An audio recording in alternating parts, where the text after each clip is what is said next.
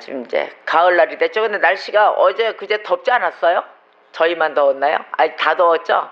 아니 막 어떤 날 아침에 막 추워요. 아침 저녁으로 춥고. 근데 또 어제 그저께는 막 덥고 막 이래가지고 혹시 제가 아니 이게 갑자기 힘이 뒤늦게 주님이 또 젊은가 뭐든지 그 에너지를 주셔가지고 나만 이렇게 더운가 저 그렇게 착각했습니다. 아 여러분들도 더웠군요. 저는 저한테만 주신 줄 알았어요. 특별 은혜로 하나님이 야 안되겠다 깡수가 너 아주 힘차고 에너지 열량 충분하게 받아라주 나는 막 뽀빠이처럼 열량이 막 슈퍼맨처럼 묵묵묵 나오는 줄 알았어요. 혼자 땀 뻘뻘 흘리고 왜 이렇게 덥지 막 이랬습니다. 근데 저만 주신 은혜가 아니었군요. 아, 여러분들과 함께 주신 은혜였군요. 자, 우리가 이래야 듯이 맨날 처져 있을 수는 없어요. 맨날 오늘이 죽을 것 같지만 오늘 무슨 이런 고통이 나에게 왜 이런 것도 하나님이 나 무슨 죄를 지었죠? 그래서 막 뒤져봅니다. 내가 옛날에 지은 죄가 뭐지 막 이러고. 그런데 그럴 때일수록 우리가 오히려 그런 그 고통, 고난이 좀 오면은 오히려 더 좋아요. 왜냐하면 나를 다시 한번 뒤돌아볼 수가 있잖아요. 우리가 아니면 맨날 좋고 행복하고 좋으면은 뭐 언제 우리가 내 뒤를 봅니까? 마냥 내가 복받고 잘난 줄 알고 뭐 알게 모르게 교만이 슬금슬금 들어와 있는데도 그거 모르고 마냥 내가 그럼 그렇지 막 이러고 막 다닙니다. 그래서 주님은 항상 그렇게 해서 깨우침을 주십니다. 근데 여러분 요즘 뉴스를 보면은 참 우리가 난감할 때가 많습니다. 이북이 어떻게 돼서 아니 이거 웬일이냐 이게 미국하고 전쟁이 이거 어떻게 될 것이냐 어떤 사람은 절대 전쟁 안 나 아이 그거 뭐 다 그러는 거지 뭐 또 이럴 때도 있고 근데 또 미국은 지금 또 환란 중에 환란입니다. 지금 태풍으로 인해서 어마라는 태풍이더군요. 그 이름이 어마 이겁니다. 어마 하고 놀래는 그 해일로 지금 막 전부 다 퇴거 명령 내려가지고 막 이주하잖아요. 그곳에 태풍이 다 쓸고 올 땐 내가 너희들을 구제할 길이 없다. 그러니 미리 나와라. 미리 이주해라 그래가지고 전부 다 이전하고 있더라고요. 이러한 해일, 그러한 재난, 또 이 재난 속에 있습니다. 지금 이북과의 전쟁을 한 해 만에 엄포를 준해 만에 막 이루고 있지만 또 재난도 동시에 오고 있습니다. 또한 우리나라는 또 어떻습니까? 그곳에 이북과 미국의 그 가운데 있어 고심고민 또 사드 배치 한 해 만에 그러다 또 하고 막 이런 전쟁 가운데 또 무엇이 있을까요? 장애인들과의 전쟁이 또 있어요. 그 장애인들 부모님들 울며 불며 학교에 대해서 울부짖습니다. 그러나 또 그 장애인들의 그 심령도 알으셔야 돼요. 우리는 장애나 비장애인이나 다 같이 사는 이 속에 있을 때 우리 비장애인들의 복을 보셔야 됩니다. 장애인들이 있기에 비장애인들이 편해질 수 있다는 걸 아셔야 됩니다. 장애인들의 그 모든 불편한 점을 다 가려져가지고 다 시설해 주잖아요. 그 누가 편할까요? 비장애인들이 편한 거예요. 장애인들 보호하면서 모든 조건이 또 학교와 모든 배움 메터 장애인들이 어딜 가겠습니까? 학교 가서 배워야 돼요. 그들 다 듣는 귀가 있어요. 그런데 그러한 자들을 비장애인과에 섞어가지고 함께 활동을 하잖아요. 서로 불편합니다. 서로 불편하기 때문에 장애인들은 장애인들이 어울리는 그 시설과 함께 또 이런 모든 활동성, 모든 여건 이거를 제시받을 수 있는 그런 공간이 또 허락돼야 됩니다. 그러듯이 나라에 일하시는 분들, 정치하시는 분들, 또 국가를 위해서 복지를 위해 일하시는 분들 신경 써서 그들에게 사랑으로 베풀어줘야 될 것입니다. 근데 그걸 어느 정도 뉴스를 보니까 어떤 의원이 다 끝까지 말도 안 듣고 그 울부짖으며 하는 그 학부모, 그 장애인 부모들의 그 소리를 안 듣고 나가는 모습을 봤을 때 야 우리나라의 수준이 저 정도뿐이 안 됐는가 저 사실은 많이 가슴이 아팠습니다. 근데 저뿐이 아니라 많은 사람들이 가슴이 아팠을 것이에요. 막 댓글도 올라오고 이러는데 우리가 그 속에서 인격이 돼야 되겠습니다. 진짜 인격이 안 되면 국가가 발전될 수가 없어요. 이 위상돼야 되는데 그것이 아니고 자꾸 위격이 떨어지고 인격 조성이 안 되노니까 국가도 엉망이 돼버립니다. 제가 오늘 시작할 때 우리 그 패널림픽 올림픽 나가서 금메달리스트였고 지금 장애인으로서 보치아 그 선수였던 그 시절을 지금은 접고 또 코치 생활도 합니다. 그러한 우리 김혜령 선수의 그 며칠 전에 자기가 쓴 시가 하나 있어요. 그 시를 제가 하나 소개할까 합니다. 제목을 흐린 가을 오후에 이렇게 적었어요. 흐린 가을 오후에. 오늘 가을 하늘이 흐리니까 좀 조금 흐린 것 같아요. 오늘 딱 오늘에 맞는 글 같아요. 근데 한번 들어보세요. 이 김혜령 선수는 말도 어눌합니다. 오로지 그냥 내 마음 죽여 손가락으로만 이렇게 톡톡톡톡을 치세요. 근데 이러한 감수성은 못지 않습니다. 비장애인 못지 않으세요. 그래서 가끔씩 감동 좀 시편을 꼭 써서 저한테 보내요. 지금 한 10대 편 제가 받아놨어요. 그래서 가수가 노래해 주길 원해요. 그리고 거미 팬입니다. 혹시 이 소리를 들을 때 거미에 연관돼 있으면 거미 연결 좀 해주세요. 우리 한번 장애인 선수들한테 한번 얼굴 좀 비춰주시고 위로에 노래도 한번 해줄 수 있는 이런 은혜가 있었으면 좋겠습니다. 자, 들어보세요. 흐린 가을 오후에 이랬어요. 오늘 같은 날 비가 내리면 참 힘들어하는 내 모습을 볼 수 있네요. 온몸이 아파오고 그 감당할 수 없는 무게를 지고 가야 하는 현실이 너무 싫어서 어디론가 숨고 싶은데 그럴 수가 없어 다시 삶의 터전으로 내던져야 하네요. 비가 오는 날이면 비바람까지 불어오면 방황했던 그 시절이 생각이 납니다. 어떻게든 다른 사람들보다 앞서고자 바둥바둥거리는 내 모습이 하나의 낙엽처럼 떨어지고 있네요. 그 낙엽들도 화려하게 졌던 그 시간들이 있었지만 비바람이 떨어지고 맙니다. 아, 외로움아, 슬픔아, 나의 삶도 시간이 흐르면 지겠지? 비가 촉촉하게 내리는 거리를 창 너머로 보면 우산을 쓰고 가는 사람들 저마다의 사연을 가지고 살아가겠지. 난 나만 아픈 건지 저 사람들만 즐거워 보이는 걸까? 다른 세상에 있는 것처럼 점점점. 비가 오는 오후 이 시간이 또 다른 세상에 있는 창밖엔 빗송으로 걷는 나를 또 다른 나를 위해 다시 삶의 무게를 아는 채 가을 거리를 걷고 있네. 우리의 삶 속에서 이렇게 써서 보냈습니다. 참 우리가 이런 이 마음을 볼 때 내 마음만 분위기가 있는 게 아닙니다. 여러분들 나를 알지 못하는 어떠한 자, 저 자가 걷지 못할 때, 아니면 저 사람이 바보 같았을 때, 아니면 참 미련하고 멍청하게도 보인다 그랬을 때 하더라도 그들의 머리와 그들의 마음과 그들의 생각 속에는 다 갖추고 있습니다. 이러하듯이 우리가 인격을 갖춰야 되는 사람이 돼야 되는데 그 인격에 폭이 넓은 사람이 있는가 하면 폭이 좁은 사람이 있습니다. 그렇죠? 그러나 물론 모든 것을 다 포용할 수는 없어요. 우리가 다 부족합니다. 그런데 지식과 도량이 좁은 이가 있어요. 그 도량이 좁은 이들을 보면 얼마든지 포용할 수 있는 것, 그것이 보이는데도 배제합니다. 모른 척합니다. 또 반면에 보면은 이 지혜가 결여된 자가 있어요. 지혜가 결여된 이는 배제해야 될 것을 무분별하게 또 포용합니다. 가서 엉뚱하게 무분별하게 포용을 해요. 그래서 그들이 뭐냐? 거짓, 불의, 그것까지도 포용하는 그런 바보스러운 행동을 합니다. 이렇게 아이러니합니다. 이런 자가 있다 보면 저런 자가 있어요. 그러면 우리가 어디까지 포용을 해야 되고 어디까지 배제할 수 있는지 이거를 분별할 수 있는 지혜가 있어야 되겠습니다. 자, 우리가 이와 같이 현명하게 판단할 수 있는 지혜와 도량을 갖춘 인격을 필요로 하는 그러한 절실한 시대에 있는 것입니다. 올해 2017년도 3분의 2가 지나갔어요. 이제 3분의 1 남았거든요. 이러한 도량을 갖춘 인격을 한번 찾아보지 않을까요? 나머지 이제 3분의 1 우리가 이러한 인격자들이 되어야 될 것입니다. 저와 여러분이 이러한 복을 받는 자들이 되어 좀 더 폭넓은 세상에서 그곳에서 이 땅을 같은 땅을 밟고 있지만 폭넓은 세상을 바라보며 또 우리가 하나님의 뜻에 따라 심부름하는 자들이 되시기를 주님 이름으로 축원합니다. 자, 오늘 본문 말씀에 깨어있어라 그랬어요. 깨어있어라. 그러면 깨어있으라는 뭐예요? 우리 마음에 대고 하는 얘기예요. 명령이에요. 그렇죠? 우리 마음에 깨어있으라 그럽니다.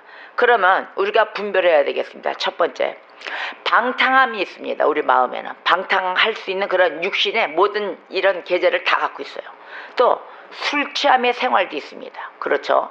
그러나 술 취함의 생활에 그 염려로 마음이 둔하여지지 않게 하라 그랬거든요. 술이 취해가지고 마음이 둔해져요. 방탕해져요. 판단이 흐려져요. 그래서 그러한 것으로 인하여서 마음이 둔하여지지 않게 하라. 조심해라. 이런 것입니다. 그래서 주님의 백성들을 때리고 술 친구들과 함께 이 술을 마시지 않도록 조심하라는 것입니다. 과연 우리가 누구의 곁에 서 있느냐에 따라서 나의 진로가 바뀌어진다는 얘기예요. 자, 그러면 주님이 우리에게 맡기신 일이 있죠. 그렇죠? 맡기신 일, 즉 복음의 일꾼입니다. 복음의 일꾼으로서 그리스도와 이 권속들에게 때를 따라서 양식을 먹여줘야 돼요. 양식을 나누어 줘야 됩니다. 이러한 일을 충성되게 감당하는 것입니다. 할렐루야. 충성되게 감당하는 거, 이거 아주 매우 중요합니다. 아주 매시 매분 매초를 놓쳐서는 아니 됩니다. 아주 중요합니다. 그래서 그리스도께서 오실 때에 영접할 준비라는 자가 되는 거예요. 다른 것이 아니에요. 이렇게 깨어있을 때는 준비하면서 어떻게 해요? 늘 기도하고 있는 모습인 것입니다.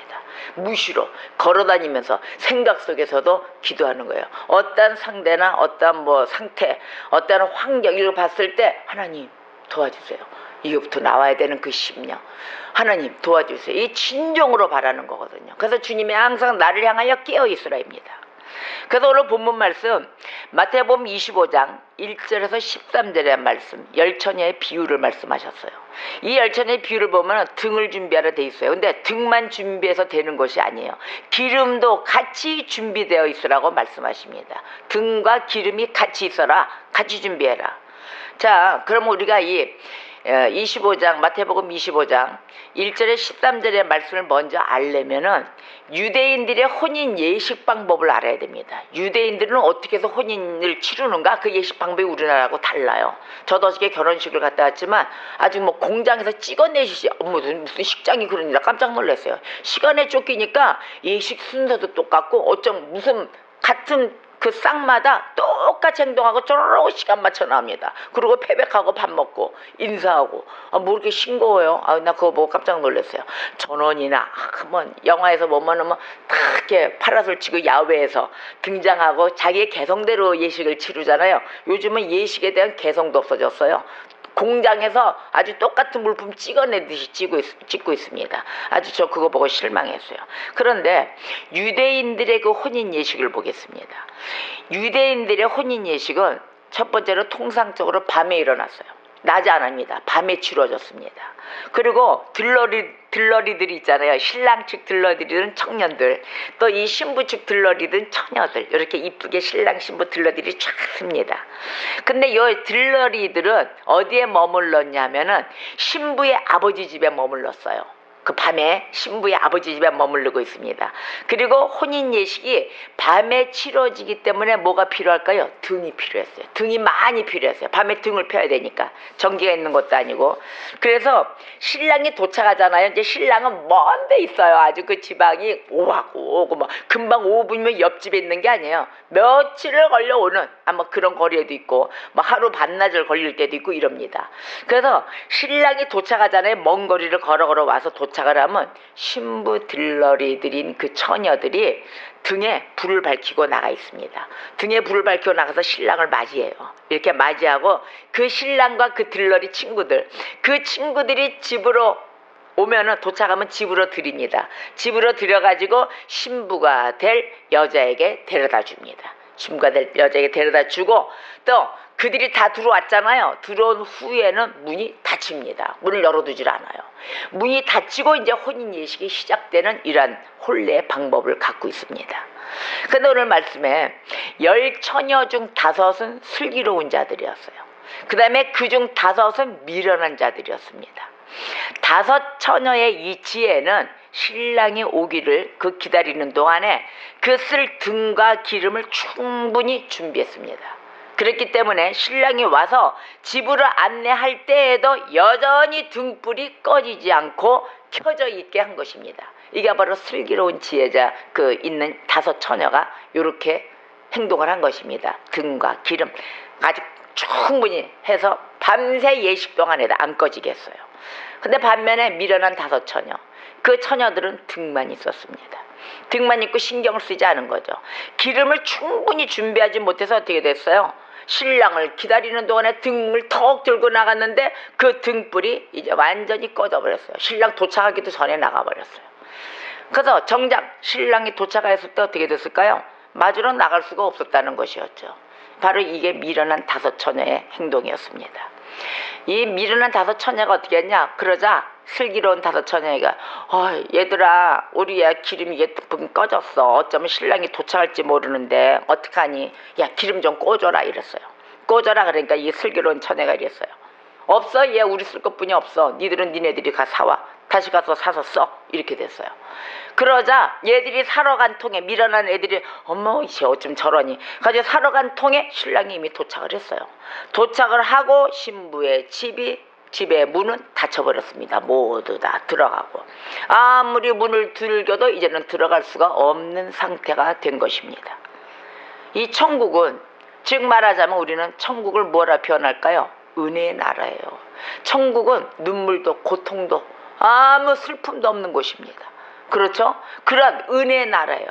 은혜의 나라인데 이 미련한 처녀들 보세요. 그 은혜의 나라에 들어가서 잔치를 벌이고 있어야 될 판국에 기름도 준비 못해 결국은 게을러 터져, 아니면 무관심해, 이런 열정도 없어, 제대로 신경을 쓰지 않아. 결국은 그 잔치 속에 들어가야 될 시간에 그때에서야 기름을 사러 간 것입니다.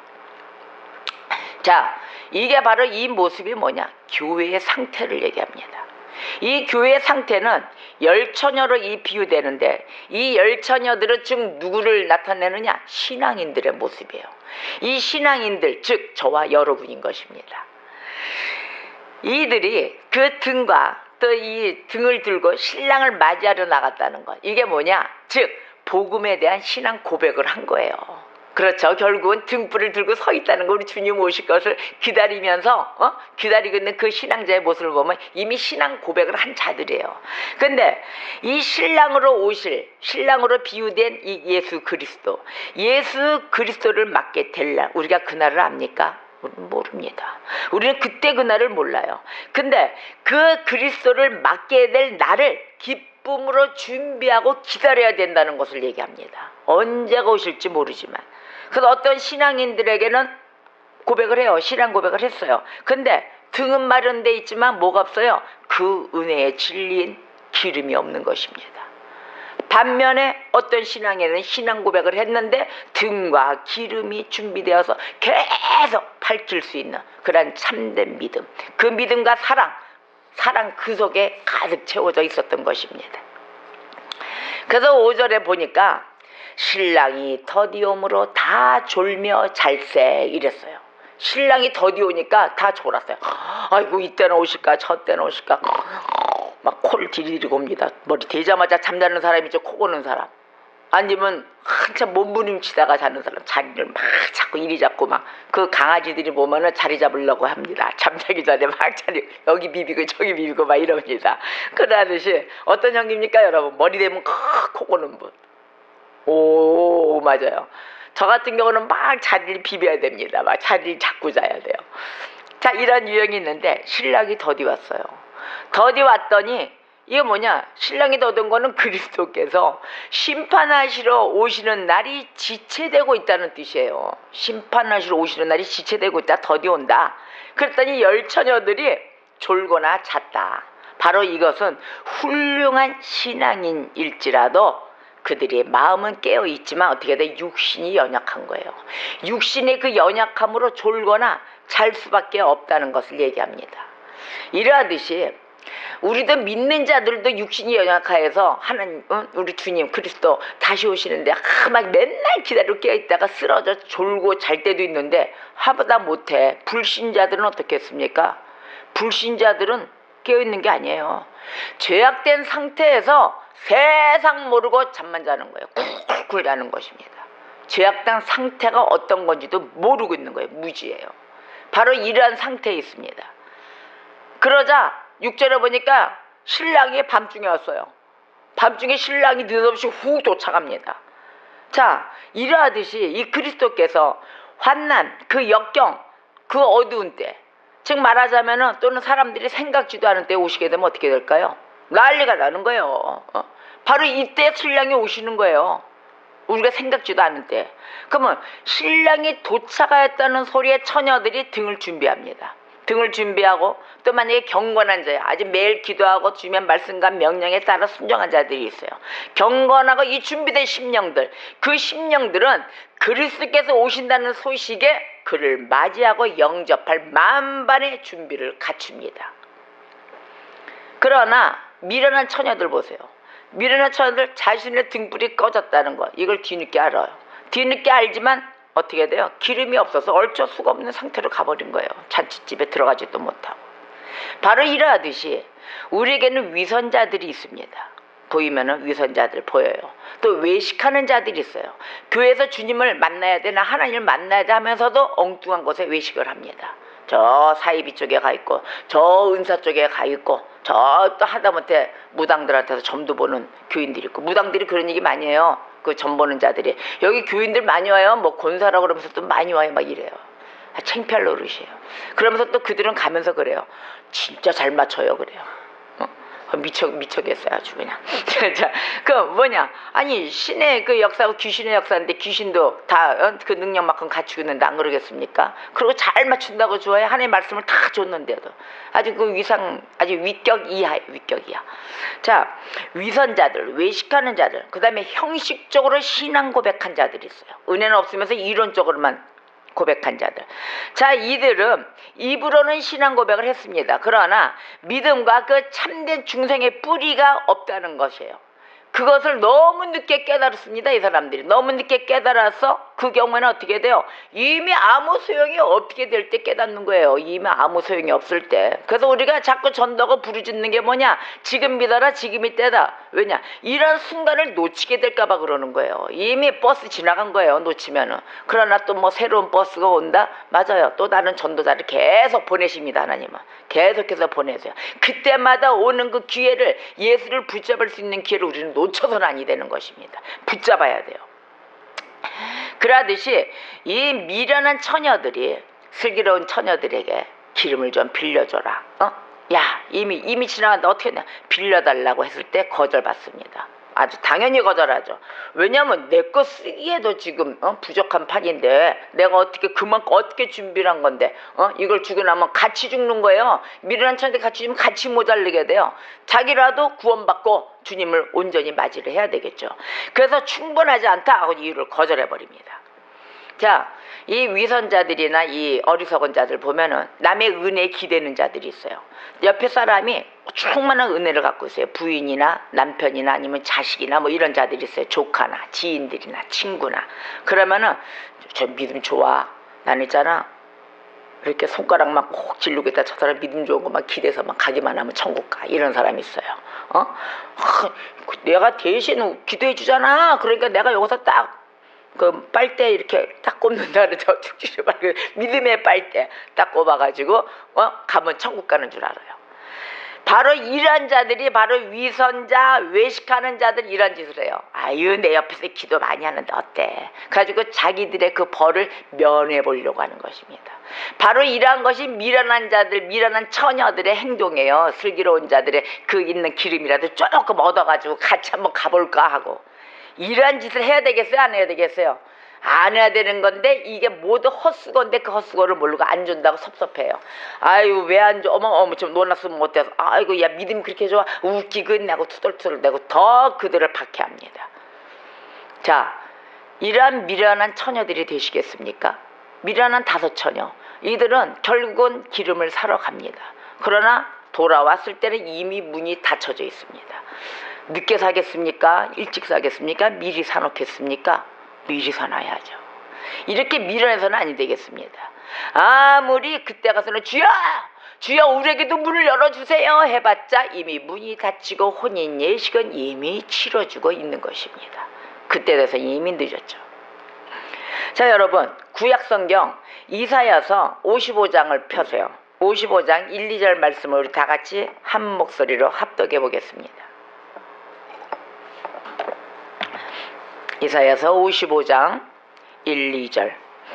오라, 너희 모든 목마른 자들아, 물로 나오라. 돈 없는 자도 오라. 너희는 와서 사 먹되 돈 없이 값 없이 와서 포도주와 젖을 사라. 너희가 어찌하여 양식이 아닌 것을 위하여 은을 달아주며 배부르게 하지 못할 것을 위하여 수고하느냐. 내게 듣고 들을지어다. 그리하면 너희가 좋은 것을 먹을 것이며 너희 자신들이 기름진 것으로 즐거움을 얻으리라. 아멘.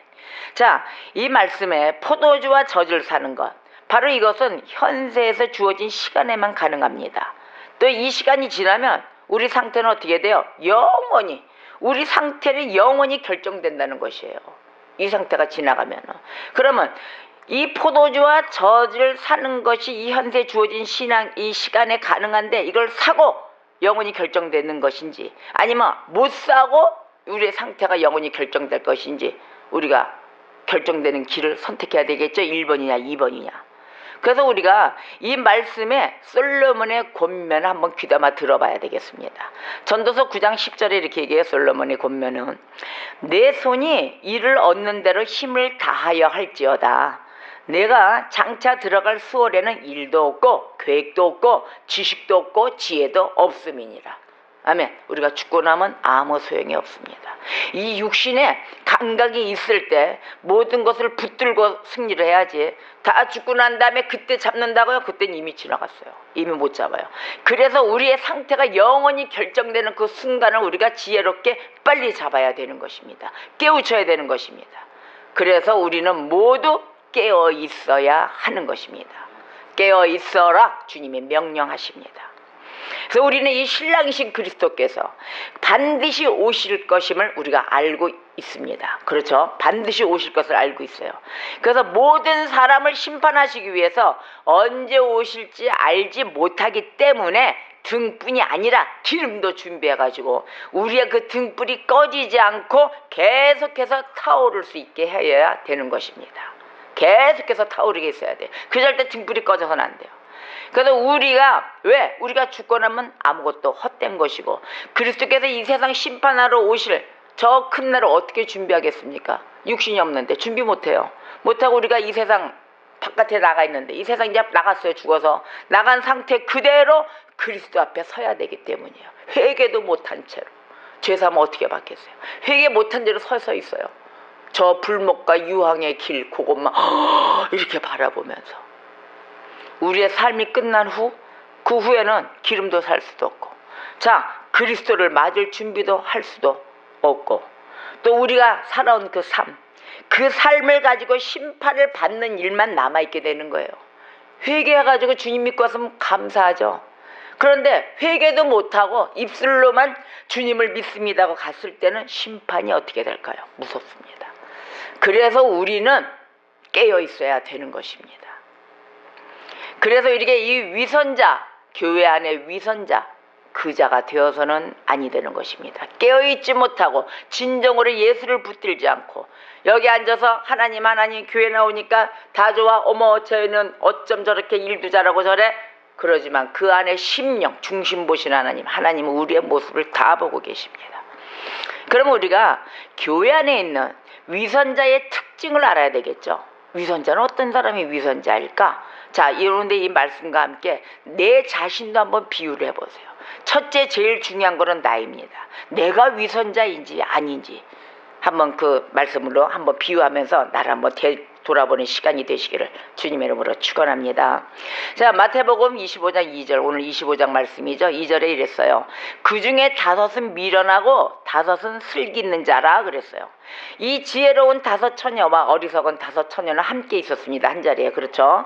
그런데 이 말은 5 처녀, 미련한, 어리석은, 이 또 슬기로운, 지혜로운 이 자들이 함께 있었다는 것은 참 구원의 은혜, 그 은혜를 받은 자와 받지 못한 자가 함께 있다는 것입니다. 구약에 유다 왕국의 요시야 왕이 있어요. 요시야 왕은 히스기야보다 더 철저하게 종교 개혁을 단행했습니다. 그 당시 때. 근데 본인도 모른 그 율법을 준행했어요. 참 훌륭했죠. 그러나 이런 개혁의 시기에도 여호와 앞에 돌아오지 않은 패역자들이 있었어요. 그 시절에도 여호와 앞에 돌아오지 않아요. 절대 안 돌아와요. 이럴 때 이 위선자들은 진실한 하나님의 성들 속에 포함되어 있습니다. 그 속에 같이 앉아 있습니다. 거기에 숨어 있어요. 그리고 은밀하게 숨어서 복음적을 가장하고 있습니다. 진짜인 것처럼. 그 말씀으로 비유를 해보면은 사도행전 5장 1절에서 11절 말씀해 보면은 아나니아와 삽비라가 나와요. 많이 들어봤죠? 아나니아와 삽비라. 이 자들은 은혜를 받았다고 가장한 자들이었어요.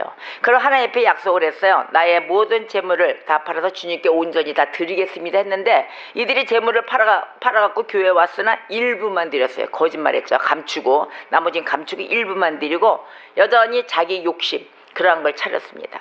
욕심에 사로잡혀가지고 결국은 하나님이 죽임에 이르게까지 합니다. 왜 그랬느냐? 하나님 뭐 속였다고 죽일까요? 우리 뭐 다 속이고 살고 있는데 지금 그것이 아닙니다. 아나니아와 삽비라는 샘플이 되었습니다. 앞으로 하나님의 것을 건드리는 자, 그것을 하렘이라고 그럽니다. 하나님의 것은 하렘이라고 그러는데 이 하렘은 우리가 한번 약속을 하니 한 배 드리겠다. 약속을 하잖아요. 온전히 드려야 되고 하나님이 관여하세요. 하나님 앞에 드리는 거는. 근데 이 아나니아 삽비라가 이건 하나님의 것으로 제가 온전히 드리겠습니다 하고 약속한 것이었어요. 근데 그 물질을 또 그러한 것을 자기 마음대로 하나님 거를 자기가 마음대로 사용한 것입니다. 그래서 하나님 앞에 벌을 받고 죽음까지 이르게 되죠. 바로 이러한 것, 이때는 이 당시 때 샘플로 이 아나니아 삽비라를 사용했습니다. 이러하듯이 위선자들에게는 그 온전치 못해서 그렇지 분명 어느 정도 은혜는 있습니다. 어느 정도 은혜 있으니까 일부가 오는 거죠. 전부 하겠습니다 해놓고 하려고 보니까 아깝거든. 그러니까 똑 잘라가지고 이건 안 해도 되겠거니 막 이랬단 말이에요. 하나님의 살아계신가 전지전능하심을 순간적으로 내가 전지전능히 하고 다 까먹는 거죠. 없다 이렇게 하는 거죠. 그러나 온전치 못하나 분명히 어느 정도 은혜가 있죠. 그래서 분별력이 없는 사람들, 그 사람들은 이런 은혜 가진 사람들의 연극에 속아 넘어가선 안 됩니다. 절대 속지 마세요. 그래서 우리가 파악할 수 있는 거는 은혜 충만한가, 진짜 선생님은 은혜 충만한가를 지속적으로 파악하고 알고 있어야 됩니다. 그냥 대충 넘어가서는 안 돼요. 또 두 번째로 때때로 이 위선자들을 보면은 복음을 들으면서 영적 체험도 합니다. 안 하는 게 아니에요. 영적 체험도 다 해요. 말씀 들을 때 기쁨으로 막 받아요. 받고 정욕 그런 빠져서 결국은 어떻게 기쁨으로 받고는 있으나 결국은 정욕에 빠져가지고 은혜에서 떠나요. 은혜에서 떠나고 맙니다. 그러고 난 다음에 어떻게 해요? 정죄 두려움 속에 쌓여요. 그것도 느끼기도 해요. 어머 이거 어떻게 하면 좋아? 내가 이게 죄 받는 거 아니야? 어머 이게 정죄 받는 거 아니야? 느끼기도 하면서 율법으로 인한 저주의 두려움을 그걸 자각도 합니다. 그러면서 혹시 이거 회개를 해야 되겠구나. 이것까지 깨우쳐요. 회개를 위한 그 심령의 질책을, 그 성령의 질책이 있어요. 성령의 질책을 하는 그 역사와 비슷하기 때문에 어머 저 사람 복음적이야 회개도 하네 우리가 이렇게 보여요. 그러나 이게 어떻게 돼요? 그 두려움이 인간적인 방법으로 인해서 사라지게 됩니다. 인간적인 방법으로 결국은 주님 방법으로 안 가요. 인간적인 방법에 의해서 사라져버리고 복음을 떠나서 쉽게 믿는 그러한 종파로 바뀝니다. 아주 그냥 하나님 말씀을 쉽게 믿고 교회 생활도 쉽게 가요. 이러한 심각성을 띠지 않는다는 거죠. 또 하나는 위선자들이 또 기도의 의무도 감당해요. 기도도 합니다. 그런데 그 기도 속에는 뭐가 있나요? 잘못된 소망이 있어요. 그리고 결국은 그 은혜의 영속성이 결여됩니다.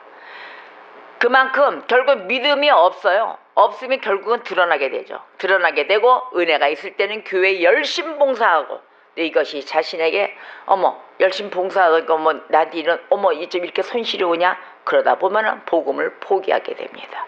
이게 일시적인 믿음이죠. 일시적인 믿음이 오고 가는 거예요. 그러면서 이 위선자들에게도 어떤 순간은 회개도 나타납니다. 회개도 나타나는 그 예가 있어요. 가룟 유다 있죠? 예수님을 판 가룟 유다.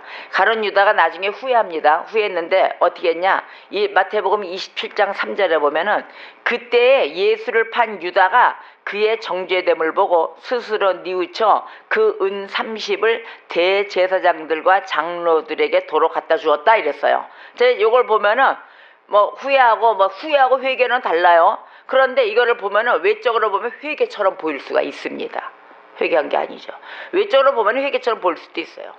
그러나 이것을 우리가 분별을 할 때 회개는 뭡니까? 전적으로 두 번 다시 안 하는 거예요. 하나님 앞에 다시 돌아오는 거예요. 되돌아오는 거예요. 하나님 방법으로 하나님 품 안으로 돌아오는 거예요. 절대 한 번 회개한 일은 두 번의 죄를 짓지 않습니다. 두 번의 범죄를 하지 않는 게 회개예요. 근데 또 했다. 또 일어났다. 그래서 용서만 빌고 다니는 거죠. 해놓고 용서. 절대적인 회개가 아닌 전적인 회개가 일어나야 됩니다. 그래야 거듭나거든요. 그래서 많은 사람들이 주여 주여 합니다. 주여 주여 하면서 은혜로운 고백을 할 수도 있다 없다? 있어요. 할 수 있어요. 그러나 실상 이것이 뭐예요? 진정한 심령의 변화가 없는 고백일 수가 있다는 것입니다. 진정한 심령의 변화가 일어나야 되는데 그 변화가 안 일어나는 고백인 거예요. 그래서 마태복음 7장 22절 23절에 그랬어요. 그날에 많은 사람이 나더러 이르되 주여 주여 우리가 주의 이름으로 선지자 노릇하며 주의 이름으로 귀신을 쫓아내며 주의 이름으로 많은 권능을 행하지 아니하였나이까 하리니 그때 내가 그들에게 밝히 말하되 내가 너희를 도무지 알지 못하니 불법을 행하는 자들아 내게서 떠나가라 하니라. 아멘. 바로 이러한 역사가 있는 것입니다. 자, 바로왕 보세요. 바로왕은 모세와 아론에게 뭐라 그랬어요? 자신이 범죄했다고 말했어요. 내가 범죄했다 이렇게 말했습니다. 그러면서도 이랬어요. 여호와는 의로우시고 나와 나의 백성은 악하도다 이렇게 고백을 했습니다. 나와 나의 백성은 악하다. 그걸 고백하지만 어떻게 됐어요? 어려움이 물려가자 다시 범죄합니다. 어려움만 지나가면 다시 범죄성으로 다시 오는 거예요. 범죄하는 자들은. 또 사울왕 어땠습니까? 사울왕이 다윗에게 내 자신이 잘못했노라 하면서도 그 고백을 했어요. 사울왕이 내 자신이 잘못됐다. 거기에 불구하고도 어떻게 돼요? 다윗을 다시 죽이기 위해서 계속 전력 질주합니다. 계속 추적합니다. 죽이려고. 우리 하나님이 이 죄인을 구원하실 때 보면은 우리 죄인들의 이 심령이 어떻게 돼요? 성령의 은혜로 죄에 대해서 슬퍼하게 됩니다. 성령의 은혜를 주심으로 인해서 우리가 하나님이 우리 죄인 구원할 때만 성령의 은혜를 막 부어주세요. 그럼 우리가 그 죄를 깨달아가지고 슬퍼하고 마음 아파합니다.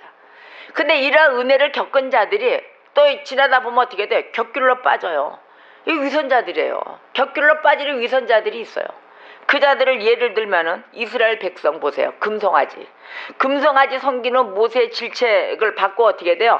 매우 슬퍼합니다. 금송아지를 섬기고 난 다음에. 그러면 매우 슬퍼하고 엉엉대고 울고 잘못했습니다 해놓고 그 다음에 어떻게 됐어? 이스라엘 백성 또다시 잘못하잖아요. 반역하잖아요. 반역하고 모세 원망하고 또 하나님께 불평하고 막 이러잖아요. 그러면서 그걸 못 참고 그 어려운 그 애굽에 탈출을 시키는데도 그 광야에서도 모든 만나와 매출하기 위해서 이 탈출을 시키는데도 불평 불만 반역합니다. 겉으로는 죄를 미워하는 것처럼 보여요. 보이는데 어떻게 됐어요? 그 심정에는 결국은 죄를 미워하고 버리려는 마음이 없는 것이었었어요. 다시 돌아가는 거는 우상으로 인해서 돌아갑니다. 그래서 우리가 이 경우에 성경에 보면은 아주 재밌게 나타납니다. 열왕기하 보세요. 열왕기하 10장 26절에서 27절. 열왕기하 10장 26절에서 27절. 이 성경에 우리 주님을 반역하면서 좋았을 때는 감사합니다 해거리고 먹고 조금 아니다 싶으면은 좀 기다리고 인내하라 하면은 그냥 난리가 아닙니다. 다 반역하고 배신하고 막 이럽니다. 열왕기하 10장 26절에서 27절을 보면 시작. 바알의 신당 있는 성으로 가서 바알의 신당에서 목상들을 가져다가 불사르고 바알의 목상을 헐며 바알의 신당을 헐어서 변소를 만들었더니 오늘까지 이르니라. 자, 10장 31절 보세요. 31절 시작. 그러나 예후가 전심으로 이스라엘 하나님 여호와의 율법을 지켜 행하지 아니하며 여로보암이 이스라엘에게 범하게 한 그 죄에서 떠나지 아니하였더라. 아멘. 이 예후의 경우는 바알 숭배를 미워했어요. 미워하고 바알의 그 목상 그것과 또 바알의 신당을 헐었습니다. 그러나 전심으로 율법을 행하지 아니하였음에 어떻게 했어요? 죄에서도 떠나지 않은 것이에요. 바로 이러한 모습이 전형적인 위선적인 것이에요. 전형적인 위선자예요. 이거는 모든 걸 다 깨우친 것처럼 해요. 그러나 결국은 보면 죄에서 떠나지 않은 모습으로 갑니다. 이게 바로 전형적인 위선자인 모습을 혹시 내가 그러고 있지 않은지 바라봐야 될 것입니다. 우리가 때로는 하나님과 그 예수 그리스도를 열렬히 사랑하는 모습으로 믿는 모습이 보입니다. 아주 상당히 복음적이죠. 그러나 사실 우리가 왜 그렇게 하는지 보세요. 혹시 빵을 얻기 위함이 아닙니까? 혹시 내 배고픔이 너무 많아서 나 좀 밥 좀 먹기 위해서 그렇게 혹시 위선을 떨고 있지 않습니까? 그래서 요한복음 6장 26절에 이렇게 얘기하세요. 예수께서 대답하여 이르시되 내가 진실로 진실로 너희에게 이르노니 너희가 나를 찾는 것은 표적을 본 까닭이 아니요 떡을 먹고 배부른 까닭이로다. 이렇게 얘기합니다. 하나님의 그 예수 그리스도 예수님의 그 기적의 역사 살리는 역사 이것을 본 까닭이 아니다. 오직 너희가 떡을 먹고 배부른 까닭으로 나를 쫓아오는구나. 이런 위선자의 모습을 우리 주님은 다 알고 계십니다. 하나님의 은사를 받은 자 있죠. 그 하나님의 은사를 받은 자로서 교회 사역을 감당하고 있는 자 있습니다. 교회 사역을 감당하고 있는데 위선자인 경우가 있어요. 그 자들은 어떤 자인가? 자, 발람 같은 선지자 보세요. 예언을 합니다. 발람 같은 선지자, 발람 선지자 예언을 하면서 하나님의 백성 가운데 있기를 소망했어요. 그렇지만 사실 그의 목적은 뭐였어요? 발람 선지자가 돈이었어요. 돈. 발람 선지자는 오직 싹쓸 바랬어요. 이러한 자가 요즘 교회 사역 가운데 교역자로 있습니다. 그러하듯이 유다서 1장 11절에 이렇게 얘기했어요. 그 싹쓸 바라는 자들 잘 들으셔야 됩니다. 화 있을진저 이 사람들이여 가인의 길에 행하였으며 싹쓸 위하여 발람의 어그러진 길로 몰려갔으며 고라의 폐역을 따라 멸망을 받았도다. 아멘. 멸망을 받습니다. 이렇게 우리가 이러한 자들 가운데 있으면 우리가 깨어있지 않을 수가 없는 것입니다. 또한 이스라엘 백성 보세요. 그 이스라엘 백성은 어떻게 돼요? 날마다 하나님 찾고 금식합니다. 그 금식하면서 이 믿음 충만한 그 모습을 보여주고 있어요. 그렇지만 어떻게 됐어요? 그들은 뭘 추구했어요? 쾌락을 추구했어요. 맨날 금식하고 맨날 기도하고 믿음 충만한 하나님 아멘 아멘 찾고 왔지만 뭐 했어요? 쾌락 추구하고 자신의 이익만을 위해서 다투는 자들이었던 것입니다. 혹시 나는 그런 모습 아닙니까? 내 이익 추구하고 있지 않습니까? 맞아요. 우리는 이익을 추구해요. 그리고 나의 쾌락, 나의 좋은 점, 나의 편안한 점을 찾는 게 우리들의 모습인 것입니다. 그리고 하나님에 대한 열심도 있어요. 가끔씩 보면은 열심이 있어요. 그런데 사실 그 모두가 하나님을 위한 것이 아니라 누굴 위한 것이에요? 내 자신을 위한 것이에요. 내 자신을 위한 것으로 자꾸 가고 있는데 이걸 내가 하나님을 위한 것이라고 자꾸 착각하고 있어요. 내가 위선자의 모습이 있는데 자꾸 이거 내가 어머 나 이거 하나님을 위한 일인데 왜 이래 이래요. 근데 결국은 그 목적을 깊이 들어가다 보면 누굴 위한 거냐? 내 자신을 위한 것입니다. 이런 아픔 속에 있는 나를 정말 겸손하고 쳐서 복종시키는 그런 하나님의 성도가 되어야 될 것입니다. 그래서 로마서 10장 2절에 이렇게 말씀하세요. 내가 증언하노니 그들이 하나님께 열심히 있으나 올바른 지식을 따른 것이 아니니라. 아멘. 어쩜 하나님이 이렇게 무섭게도 우리를 뚫어보고 있으신지 모르겠습니다. 아직 꿰뚫고 계십니다. 그래서 이 위선자들의 특징은 복음의 빛 아래에 살면서도 자기 자신을 속이고 있기 때문에 자기가 위선자라는 생각을 전혀 하지 않고 있습니다. 전혀 하지 않습니다.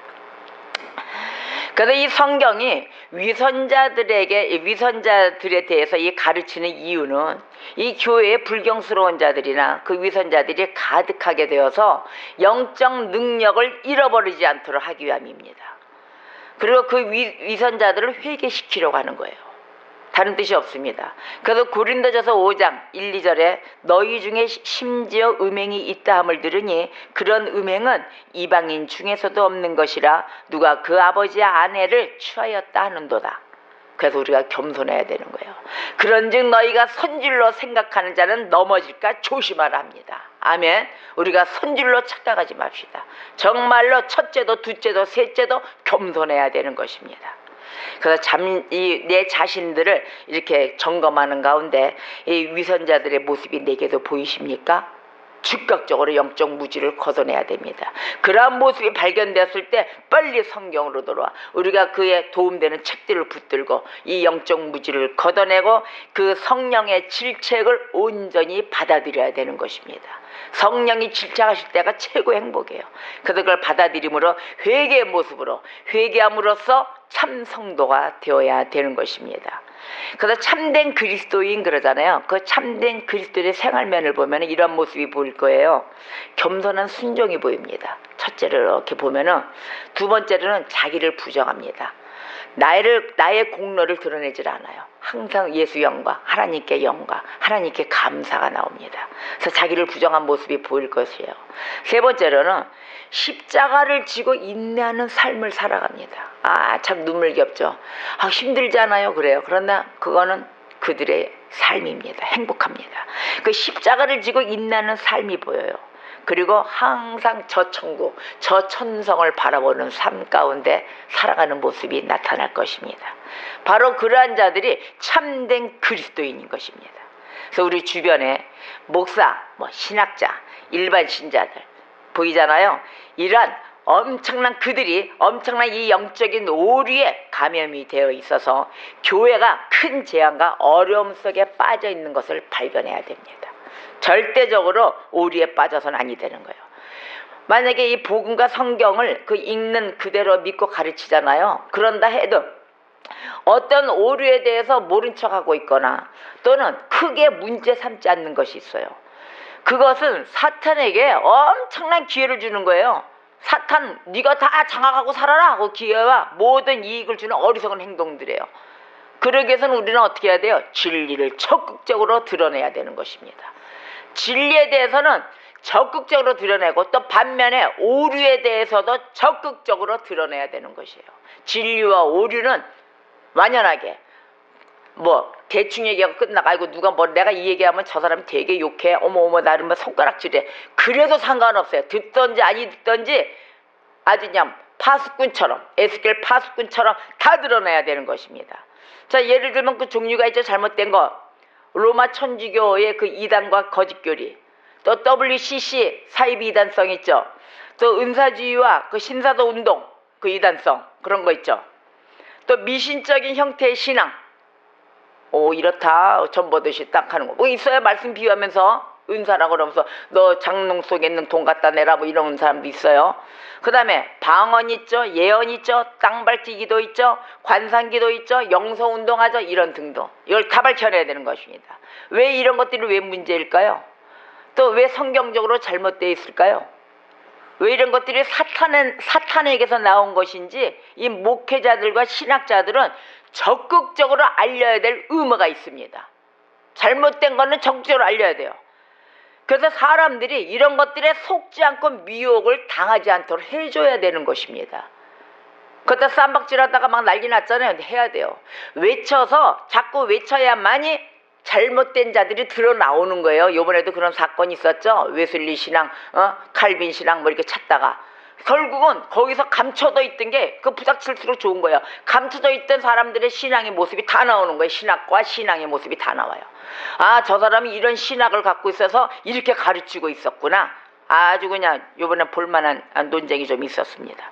그러하듯이 이 사람들이 속지 않고 미혹을 당하지 않도록 이 입을 닫아서는 아니다고 계속 열려서 해결되게끔 논의를 해야 되는 것입니다. 기독교 역사 속에 있어요.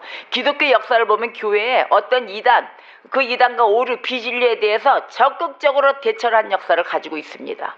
없는 게 아니에요. 그래서 이런 일을 통해서 교회는 어떻게 돼요? 성경의 진리, 그 진리로 세상에 온전하게 알리는 것입니다. 온전하게 드러내고 증거를 하는 것입니다. 그래서 이 진짜 위험한 자들은 누구냐? 거짓과 오류를 나타내는 자들보다 그런 것들을 비판하지 않고 어떻게 돼요? 어느 정도 인정하는 세력들이 제일 나쁜 사람들이에요. 그 세력들이. 그래서 예를 들면 그 WCC를 그 적절로 주장하는 자들 있잖아요.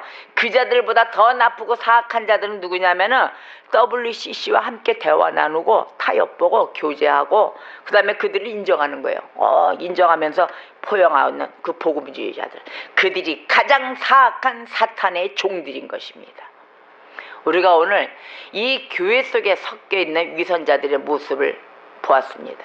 자, 지혜 있는 5 처녀들, 또 미련한 5 처녀들이 될 것인가? 우리가 미리 등과 기름을 충만하게 준비하는 자들이 되어서 우리 그 신랑 되신 주님이 언제 오실지 모릅니다. 그 주님을 맞이할 그러한 지혜로운 처녀들이 되시기를 주님의 이름으로 축원합니다. 그래서 오늘의 말씀, 그런즉 깨어 있으라 너희는 그날과 그때를 알지 못하느니라. 저와 여러분이 준비하는 자들로서 언제나 승리하며 주님 앞에 영광을 올려드리는 자들이 되시기를 주님 이름으로 축원합니다. 다 같이 기도하겠습니다.